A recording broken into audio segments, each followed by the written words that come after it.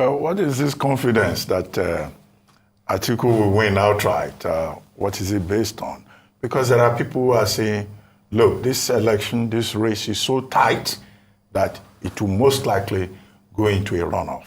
But you seem to be sure that your candidate of the People's Democratic Party will not only get the majority of the votes, will also cross the required constitutional threshold of 24 states. Elections are based on mathematics. That's number one. It's a mathematical game. Number two, you also have to look at the political history of Nigeria. Number three, you have to look at the factors that determine who people vote for. So, when you look at the mathematics of it, you have to combine that with the factors that influence the voters. In Nigeria, number one is going to be ethnicity.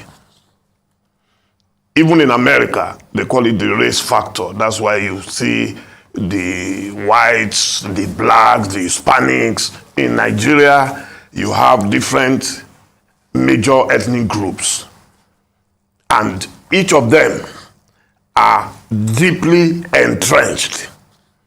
In the Southwest, majority of those who are supporting Tinubu are supporting him because he's a Yoruba man. The Emilokan syndrome is also based on our Lokan. It's the turn of the Southwest, which, of course, is not actually true because there are other tribes in the South, like in the Southeast, who are also laying claim to the Emilokan. Then, in the North, you have one mainstream candidate, and that is Atiku Abubakar. The mathematics of it is that the North already has 19 states in the 3 regions, while in the 3 regions in the South, you have 17. So we're already at a disadvantage. And when you look at the population, the voting population in the North, it's much more than what you have in the South. So the history of it is that whenever you have 2 strong Southern candidates, it is always very difficult, if not impossible, to defeat the mainstream Northern candidate. In this election, the leading Northern candidate is Atiku Abubakar, with 2 strong Southern candidates, Asiwaju Bola Ahmed Tinubu from Lagos State, from Southwest Nigeria, and the third force, former Governor Peter Obi from the Southeast.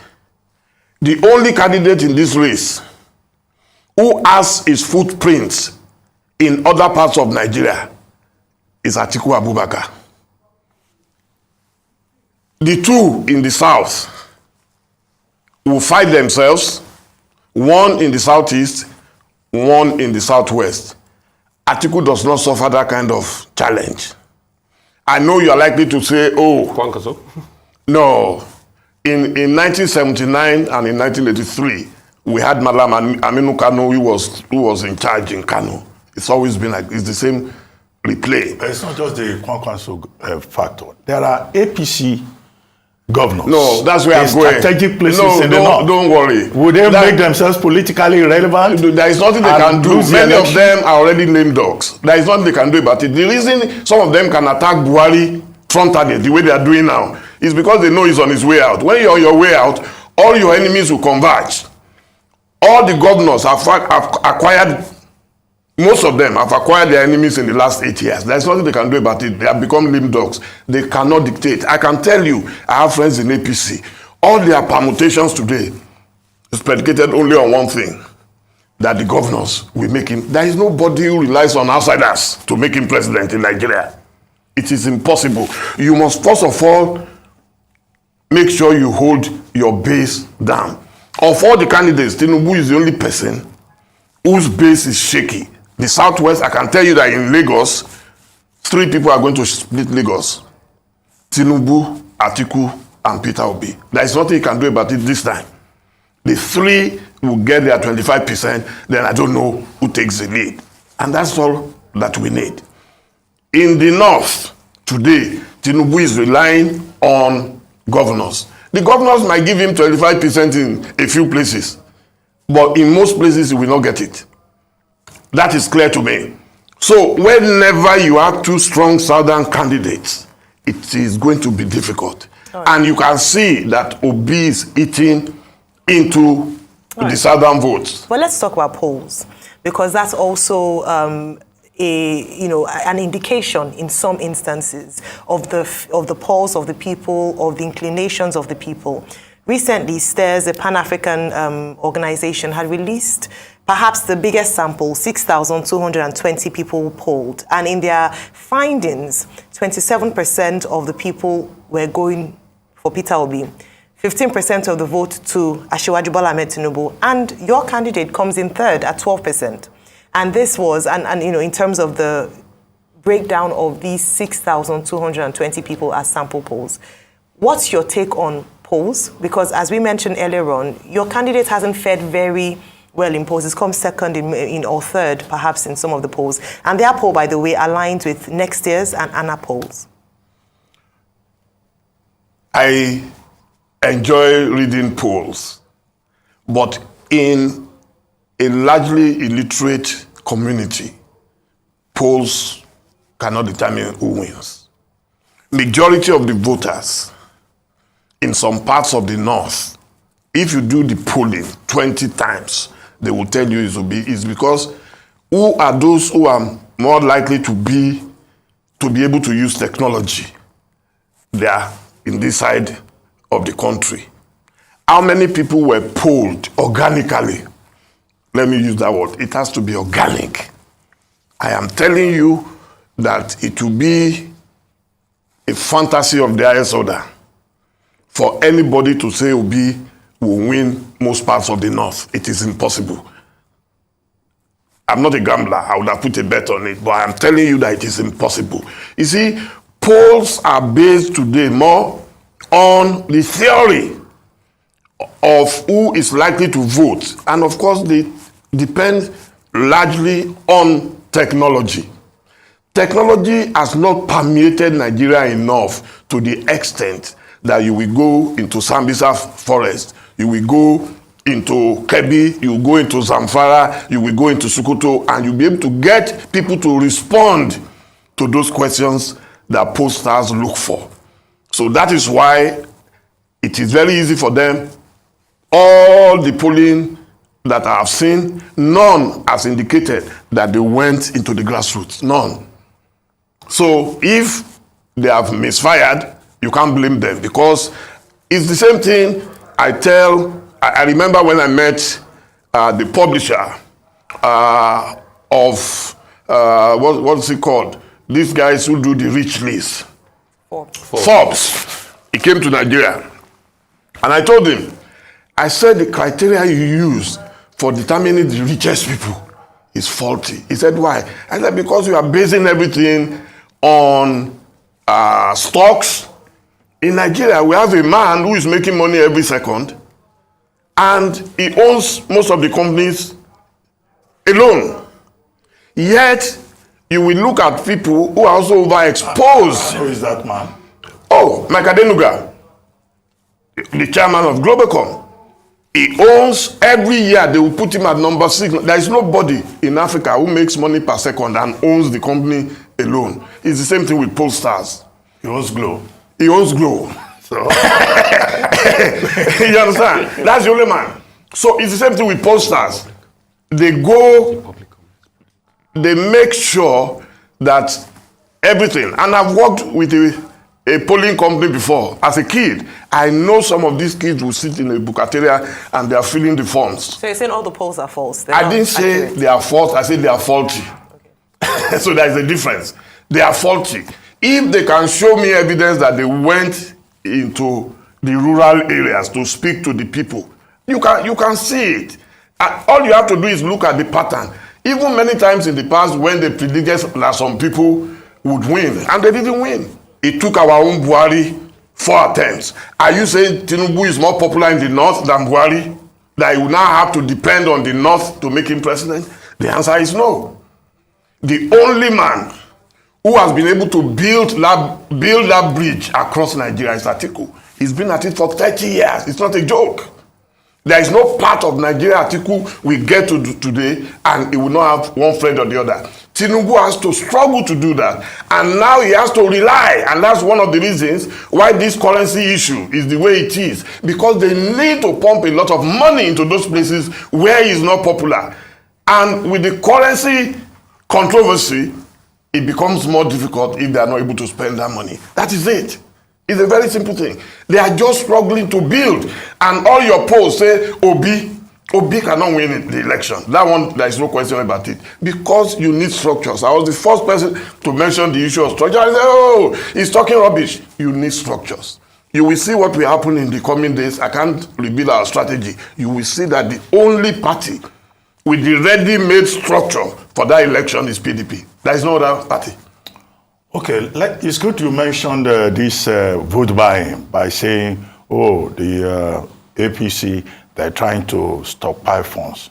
The substance of a statement issued by Debo Olugunagba, also PDP spokesperson, he was saying that, look, some governors in the APC, they are trying to stockpile 22.5 billion, and that is APC running a campaign under an APC government that is behind the scarcity of new notes. But we started this program this morning by reviewing a statement issued by Asiwaju Bola Ahmed Tinubu, in which he expressed concern about the situation. He critiqued the disruptive nature of the policy in terms of execution, implementation, and he offered concrete ideas as to what can be done. And Bayo Ononuga, I think it was who issued a statement saying that, look, the PDP is just lying, and that the PDP must provide evidence that APC is stockpiling funds, is criticizing the Naira policy because they want to do vote buy. Does the PDP have any such evidence? Dr. Abati, I know you, and I'm not trying to patronize you, to be one of the most brilliant journalists in Nigeria. And I know that you don't suffer from amnesia. Who was that man who was crying in Abeokuta that the currency swap was targeted at him? Who was that man? You are not able to answer. Well, is that the evidence that he has stockpiled money? Or he wants to stockpile money and buy votes? That was the foundation. How come outsiders are crying louder than the bereaved? How come this thing affects everybody? In fact, Atiku Abubakar was the first candidate to do a broadcast and say, hey, people are suffering. Please make sure you have more notes in circulation. While one man was crying and saying this thing is targeted at me. And whether they release money or they don't release money, I am going to win. You couldn't answer. So you jumped from the foundation to the roof. That's what you have done, Dr. Abati. Our evidence is simple. Those who are crying today about the currency, they never united against insecurity. They never united against inflation. Nigerians are suffering. Every Nigerian today is suffering. Yet the governors did not come together. They didn't go to Supreme Court. What is in their interest in this currency business? It is obvious that they need money to buy votes, and we say it with every sense of responsibility that is the issue. Otherwise, why would any man say, oh, hey, they are targeting me? Have you ever seen a ruling party where its own operatives are so unruly as to be attacking their own president?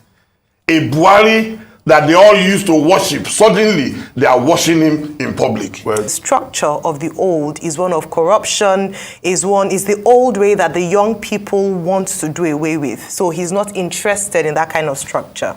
What kind of structure does the PDP have that's different Hold on, I just want to finish.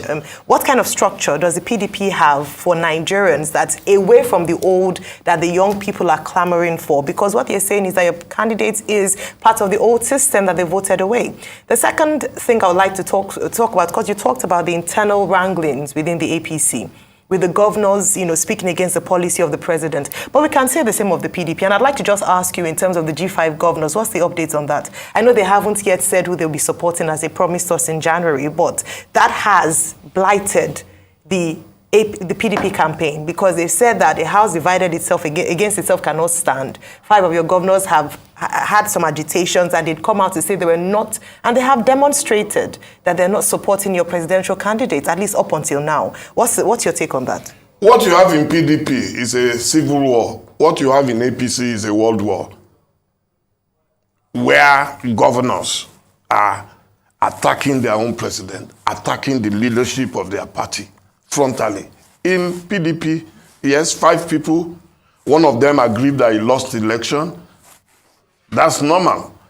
Some people lose election and they are able to go away quietly. Some people lose election and they become inconsolable. So Wike has been inconsolable. We've been trying to console, we've been trying to advise, we've been trying to plead with him, and he has refused. It is his choice. But in APC, what you have is a volcanic eruption. They are fighting as if Buhari is already out of power. In fact, Governor El-Rufai threatened that once Tinubu wins, we're going to reverse the policies of Buhari. I've never heard such a thing in my life. So that is that. On the issue of structure, the obedience are beginning to see the importance of structure. What do you mean by structure? Even this your office, without a structure, there will be no show this morning. Structure is not something that is out of this world. It is a needed requirement. How many governors have you got? Which is what Tinubu is banking on, that my governors will help me. How many senators or senatorial candidates have you got? How many people from House of Reps? How many people from House of Assembly? They haven't got much of that. You are also going to need agents nationwide, thousands of them. That will form part of your structure. So a PDP that has been in existence since 1999, how do you want to compete against them when in every ward they already have their structures? In every federal constituency, they already have their structures. If you say people, we don't pay shishi, you can see how people are moving away in droves in some of these smaller parties because the structures are not there. The structures also include the funding of each of those structures. But we shall see in the next 1 week what will happen. The polls will not help Obi. If they let 1 million polls say Obi is going to win, I can tell you for free that the structures don't favor him. Atiku is going to get all his 25% in the 19 northern states, and all he needs to cross 24 will be just 5 in the south. And in the south, as I said, wherever Obi is number 1, Atiku will be number 2. Wherever Tinubu is number 1, Atiku will be number 2. And Atiku will actually pick some states in the south